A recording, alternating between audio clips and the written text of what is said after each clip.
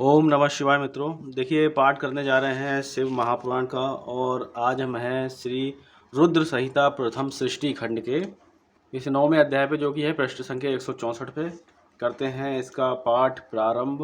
आप यहाँ पे देख सकते हैं, अध्याय है श्री हरि को सृष्टि की रक्षा का भार एवं भोग मोक्ष दान का अधिकार दे भगवान शिव का अंतर्ध्यान होना। ये कथा होगी आज, और इससे पहले की जो भी कथाएं हैं वो सब आपको मिलेंगी डिस्क्रिप्शन बॉक्स में, लिंक मिलेगा, उस पर आप क्लिक करके देख सकते हो उनका। तो कथा करते हैं प्रारंभ। परमेश्वर शिव बोले, उत्तम व्रत का पालन करने वाले हरे विष्णु, अब तुम मेरी दूसरी आज्ञा सुनो। उसका पालन करने से तुम सदा समस्त लोकों में माननीय और पूजनीय बने रहोगे। ब्रह्मा जी के द्वारा रचे गए लोक में जब कोई दुख या संकट उत्पन्न हो, तब तुम उन संपूर्ण दुखों का नाश करने के लिए सदा तत्पर रहना।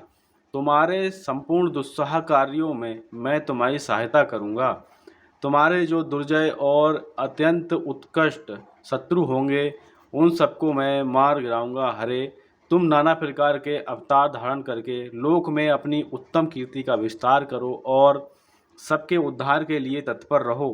तुम रुद्र के ध्येय हो और रुद्र तुम्हारे ध्येय हैं। तुम में और रुद्र में कुछ भी अंतर नहीं है। जो मनुष्य रुद्र का भक्त होकर तुम्हारी निंदा करेगा, उसका सारा पुण्य तत्काल भस्म हो जाएगा।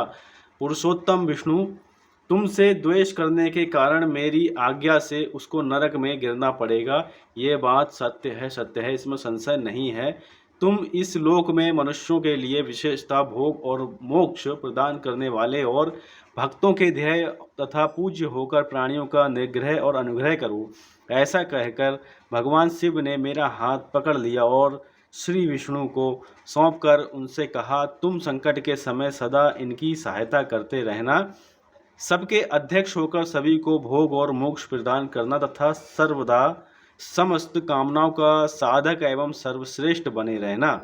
जो तुम्हारी शरण में आ गया वह निश्चय ही मेरी शरण में आ गया। जो मुझ में और तुम में अंतर समझता है वह अवश्य नरक में गिरता है। ब्रह्मा जी कहते हैं, देव ऋषि, भगवान शिव का ये वचन सुनकर मेरे साथ भगवान विष्णु ने सबको बस में करने वाले विश्वनाथ को प्रणाम करके मंद स्वर में कहा। श्री विष्णु बोले, करुणा सिंधु जगन्नाथ शंकर, मेरी यह बात सुनिए। मैं आपकी आज्ञा के अधीन रहकर ये सब कुछ करूँगा। स्वामिन, जो मेरा भक्त होकर आपकी निंदा करे उसे आप निश्चय ही नरकवास प्रदान करें। नाथ, जो आपका भक्त है वह मुझे अत्यंत प्रिय है।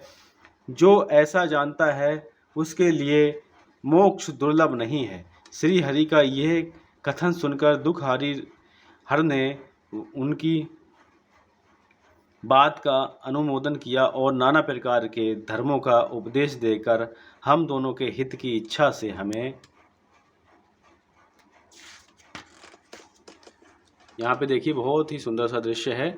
और इस दृश्य में बताया गया है भगवान शिव का भगवान विष्णु को सृष्टि का रक्षा का भार सौंपना। तो कुछ इस प्रकार से हैं, ब्रह्मा जी इधर हैं, विष्णु जी इधर हैं और उमा सहित भगवान शिव यहाँ पे हैं।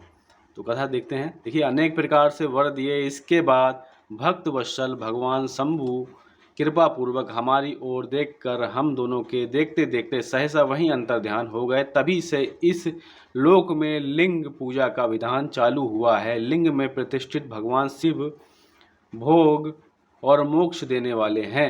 शिवलिंग की जो वेदी या आज्ञा है वह महादेवी का स्वरूप है और लिंग साक्षात महेश्वर का लय का अधिष्ठान होने के कारण भगवान शिव को लिंग कहा गया है, क्योंकि उन्हीं में निखिल जगत का लय होता है। महामुने, जो शिवलिंग के समीप कोई कार्य करता है उसके पुण्य फल का वर्णन करने की शक्ति मुझ में नहीं है।